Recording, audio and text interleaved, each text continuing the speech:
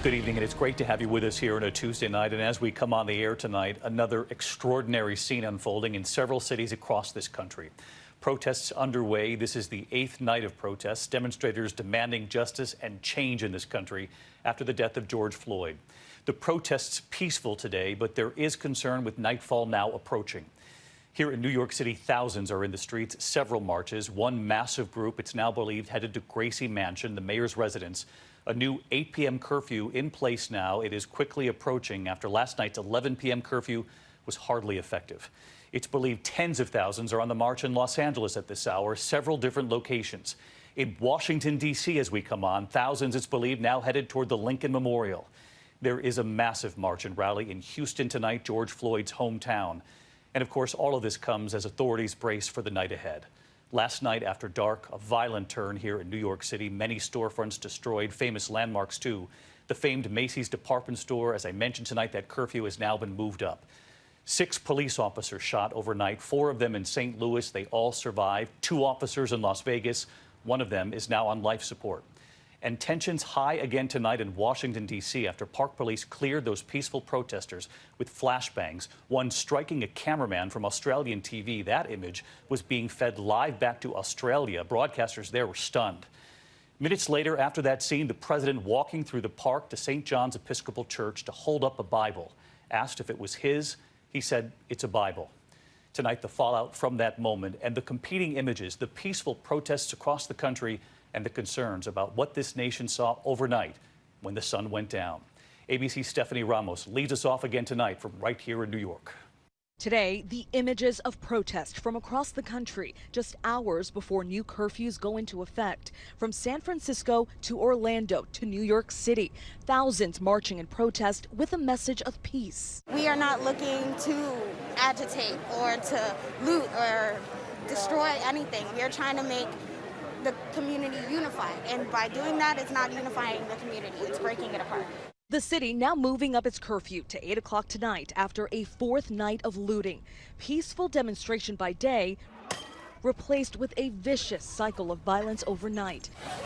Windows smashed, stores ransacked from the Macy's flagship store to Rockefeller Center. The sun has gone down here in New York City, and there are clearly different groups that are out here facing off with police, shattering windows here along 5th Avenue. The governor today blasting the mayor and police department. The police in New York City were not effective at doing their job last night, period. Hundreds of arrests, most after curfew. Police investigating this video showing a car slamming into an officer in a hit and run in the Bronx. That officer in serious condition. It appears to be quite purposeful. That's unacceptable. Overnight, officers shot during violent protests in Las Vegas, one in grave condition. Another 4 officers were shot in St. Louis. Thank God they're alive. They're alive. But what? Can we make some sense out of this? Across the country, police tactics under scrutiny.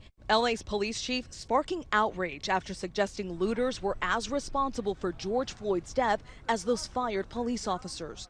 We didn't have people mourning the death of this man, George Floyd.